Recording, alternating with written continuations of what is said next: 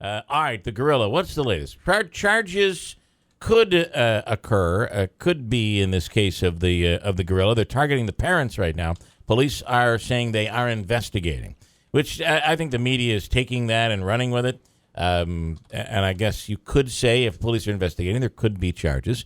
I don't think there will be, but what do we know? And that's basically it, right, at this point? Right, and the parents are getting death threats now. This is why I am going to tell you that I really think the parents need to sue the zoo for the harassment, for the death threats, for the fact that their child went through the trauma.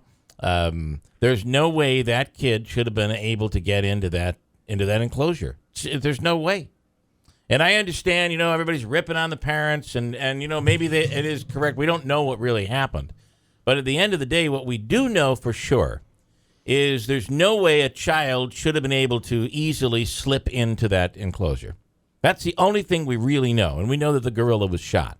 We don't know. I mean, everybody's saying these parents, they're terrible. They don't know how to take care of their children. They're not watching their kids. Now, that may very well be true, but we don't know that to be fact. What we do know as a fact, though, is the kid shouldn't have been able to get in there. How do you get in to the enclosure? And this gorilla had escaped a while back. I was going to say, it makes you think if you can get in, then the gorillas can get out. I know that's not necessarily true because they elevate walkways and stuff. So, but yeah, right. How does a kid just get in? Yeah, and no consequences. There's no investigation of the zoo here. Well, no, I think that... No, they're not investigating the zoo. The police aren't investigating the zoo. The police are investigating the parents. Right. They're not going after, at this point, looking at the zoo. But there should be, if the parents are potentially responsible here, which obviously they're responsible for their kids, but for the death of this ape, this gorilla, then should be the zoo, I would think. Wait, I just think... That's crazy, though. To hold the parents responsible for the death of the zoo, the whatever Magilla official name is. Yeah. I heard from somebody yesterday who was adamantly supporting Andrew's assertion that the gorilla shouldn't have been shot, and they said, well, look at the case a couple years ago where there was a gorilla, and the gorilla actually protected the child until people got there. The difference in that, and I think they talked about it on Coast to Coast. They're all the this same. morning. All the gorillas. They're all. Look, that one protected a child. There's no way any of them would hurt. I didn't mean to cut you off. No, that's okay, but that's the exact point. This was a male gorilla. Yeah. And in that case, a couple of years ago, I think the gorilla's name was Binti, and Binti was either a young gorilla or a mom and was near baby gorillas, so knew how to caregive. And this was a male gorilla who was believed to be aggressive. He was in the enclosure by himself. But even if it was a female gorilla, it doesn't matter. You can't. The thing was dragging the little kid around like a rag doll, and there's no way to tell. There's zero way for us to know whether that gorilla was considering that a child that he was protecting, or if it was thinking it was a toy, or if it was lunch. There's no way for us to know. They had no choice but to do what they did. That's here's the point that everybody's missing. There's a point that we're missing. The blame is going indirectly to the gorilla. Could you do me a favor and isolate that and use it in the promo? Go ahead. Yes. Seriously. But everybody's like saying, well, he was a dangerous gorilla that had to be put down. And this goes back to, I know the argument you don't want to get into, but I'm going to keep bringing it up, is that you're going to take an endangered species and put it into an environment that it shouldn't be in the first place. That's a different argument. It doesn't matter. It doesn't? When it's all said and done, is that this animal was basically killed because of who it was. Here's the problem with that argument. It's like saying... It's like you're talking about a human here. Yeah. I'm sorry. The problem with that argument is this. human. It's almost like you're saying the baby is sitting there, the gorilla's sitting there swinging the baby, and you're shrugging your shoulders going, well, he shouldn't be here anyway. It's not his fault. Once that situation is unfolding... Everything else is irrelevant. Yeah. Well, there's a time and a place for the argument about should there be zoos. This gorilla's dead. That is a whole different argument. It was taken out of its natural environment, and put into this environment. And some parents were stupid enough to allow their child to get into its environment now. Should they have shot and killed the gorilla based on the situation? I still don't think so. You don't. And what if the gorilla had like taken the kid's head and just kind of squashed it? What would you think then? It would have. I mean, if it had wanted to do it, it would have done it. I mean, how many minutes before it started swinging the kid was it in the enclosure? If the gorilla wanted to kill that, what if it killed the child by mistake? I'm going to Anthony? have to shut Nancy Pelosi's mic off. I'm sorry. I'm going to have to do it. And answer the phones in there. That's what you're there for God's sakes. But that is the argument right now. You know, right? That is what some people are saying. Some of the animal activists.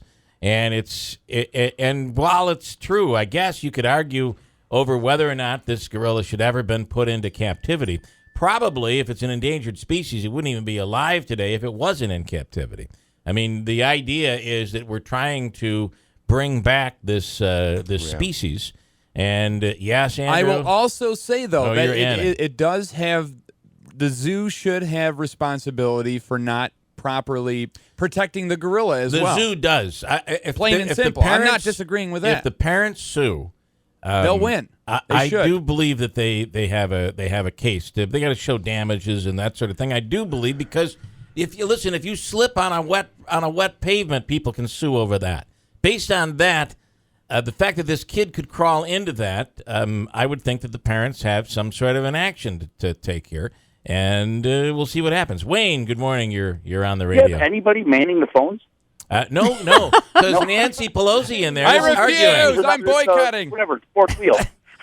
Wow. Why are you calling him Nancy Pelosi? Well, he's taking an extreme liberal stance here. A very extreme liberal animal rights. Animals are people too. I'm just saying stance. there's nobody that's really. Wayne, it's like talk, nobody please. gives a crap Bill, about I the agree. gorilla. Bill, I agree. Nobody cares. I don't care about the gorilla. It's over with. It's done. They had to shoot and kill it. It's sad that it had to happen, but it had to happen. Yeah, I don't care The about. gorilla probably would have ripped that baby's arms off if given enough time, and if they tranquilized it, they probably would have ripped it. It would have probably got mad and ripped that baby apart like you do with a bug or something. Well, that's what a lot of people are asking. Why no tranquilizer? Well, the reason is that they expected it to agitate the gorilla. I mean, watching the pictures of the gorilla with the kid, what we do see, it does look like, wow, isn't that awesome? It almost seems like the gorilla's there protecting the child. Right, there's that one interacting, picture. and it's beautiful. Yeah, it's beautiful. The problem is, if you go another 5 seconds in, he grabs the kid by the shirt and the arm, and he's dragging him around through the thing like the kid's just, is supposed to be dragged slams that him way. and takes a bite out of him. Yeah. I think you're right, because why was the kid even able, regardless if he was being watched or not, why was he able to even get in there? How is it possible for anybody other than the zookeeper with a key to be able to get into that?